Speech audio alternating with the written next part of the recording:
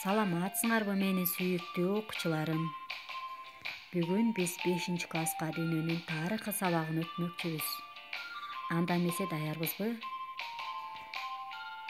Адаттагыдай эле биз сабагыбызга жагымдуу маанай түзүп алалы. Бул сүрөттөн силер жылмайып турган гүлдөрдү көрүп турасыңар. Мен дагы силердин ар дайым гүлдөй болуп жылмайып, оорубай жүрүшүңөрдү каалайм.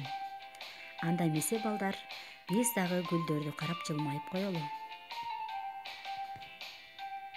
Бул сүрөттөн эмнени көрүп турасыңар? Азаматсыңар, Рим империясы. Рим империясы жана апаларыбыз, эжелерибиз кийип турган сапожканын сүрөтүн көрүп салыштырып жатасыңарбы? Окшоштуктар бар бекенби? Азаматсыңар балдар. Адамдар бул мамлекетти сапожкага окшоштуруп, сапожкага окшогон өлкө деп атап келишкен. Мындан кийин балдар, дүйнөнүн картасынан Италияны издегенде эч кыйналбайсыңар деп ойлойм. Себеби бул өлкө сапожкага окшош экенин билип алдык. Бүгүн биз Римдин байыркы цивилизациясы тууралуу таанышабыз.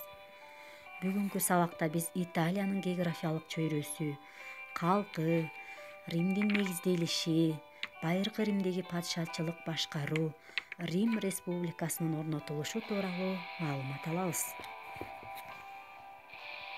Эми конткой угуп тургула. Италия бул тоолуу өлкө. Балкан жарым аралынын батыш жагында, Апеннин жарым аралында жайгашкан. Жарым аралды Апеннин тоо кыркасы бойлой өтөт. Тоо кыркасы жапызыраак келип, токойлор каптаган. Тоо кыркалары менен деңиздин аралыгында түздүктүү жээктер созулуп жатат.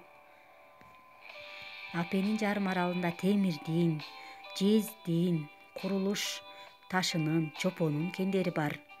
Бийик Альпы тоолору жарым аралды түндүктөн соккон шамалдан далдаалап турат. Деңиз жээктеринин жана тоо өрөөндөрүнүн кыртышы түшүмдүү келет. Байыркы гректер Апеннин жарым аралында өсүмдүктөрдүн молдугуна жана малдын көптүгүнө таң калышчу. Алар жарым аралдын түштүк бөлүгүндө музоолор өлкөсү, Италия деп аташкан.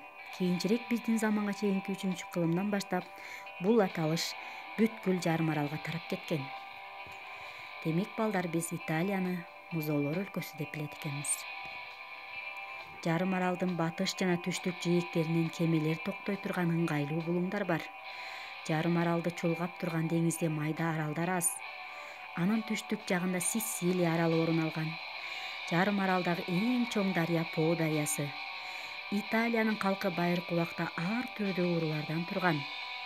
По дарыясынын өрөөнүндө кельттер, Приморлук Альпыда лигурлар, ортоңку Италияда Италик уруулары, Ласиумда латиндер, анын түштүгүндө самниттер, мындан сырткары этрускдар, сабинилер, самнилер жашашкан. Бул уруулардын бардыгы тең италиктер деп аталган. Италиктердин негизги кесиби мал чарбачылык болгон. Биздин заманга чейинки 7-кылымда этрусктар Италияда 12 шаар мамлекет түзүшкөн. Шаар мамлекетти падышалар башкарган. Этрусктар дыйканчылык менен алектенишип, дан эгиндерин, жүзүм, оливка өстүрүшкөн. Ошондой эле кол өнөрчүлүк менен кесиптенишкен, соода кылышкан. Тибр дарыясынын жээктеринде дыйканчылык менен кесиптенген чакан кыштак болгон. Бул чакан кыштак кийин чоң шаарга айланган. Биздин заманга чейинки 753-жылы Рим шаары негизделген. Уламыш боюнча биздин заманга чейинки 754-753-жылдары эгиз бир туугандар Ромул менен Рем негиздегендиги айтылат. Кимдир бөрөлөр ымыркайларды Тибр дарыясынын жээгине таштап кетишкен. Дарыянын жээгинде аларды эне карышкыр эмиз багат. Кийинчерээк бул ымыркайларды бир койчу таап багып алган. Эресеге жеткен ага-инилер Ромул жана Рем Тибрдын жээгинде шаар курушкан. Шаарга Ромулдун аты ыйгарылган. Кийин Рим шаарынын уламыштарында айтылгандай, ага-инини эмизген эне карышкырга арналып эстелик орнотулган. Бул эстелик Римдин ыйык белгиси болуп калган. Биздин заманга чейинки 8-кылымдын ортосунда Римди падыша жана сенаттын мүчөлөрү сенатор деп аталган. Рим падышачылары маанилүү маселелерди талкуулоо үчүн кээде элдик чогулуш чакырган. Биздин заманга чейинки 509-жылы Римдин акыркы каардуу падышасы Тарквинийге кыжырданган эл көтөрүлүшкө чыгып, аны кубалап, Римде падышачылык бийлик жоюлат. Падышачылык бийлик кулап, Римде республика орногон. Элдик чогулуш консулдар шайланган. Консулдар жыл бою Рим республикасын башкарып, соттун милдетин да аткарышкан. Согуш убагында аскерлерге командалык кылышкан. Ар бир консулдун 12 адамдан турган сакчысы болгон. Убакыттын өтүшү менен консулдар сенаторго айланган. Мыйзамдар сенатта талкуулангандан кийин гана элдик чогулуш тарабынан кабыл алынган.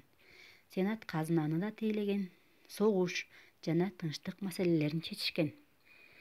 Мына балдар, биз Рим мамлекети тууралуу кыскача түшүнүк алдык. Эмесе балдар, силердин түшүнүүңөрдү текшериш үчүн өзүңөрдү текшергиле. Байыркы Италияда кандай оорулар жашаган? Италия деген сөз кандай маанини билдирет? Үйгө тапшырма балдар, сөздөрдүн маанисин түшүндүргүлө. Элдик чогулуш, сенат дегенди кандай түшүндүңөр? Эне карышкыр тууралуу аңгеме түзгүлө.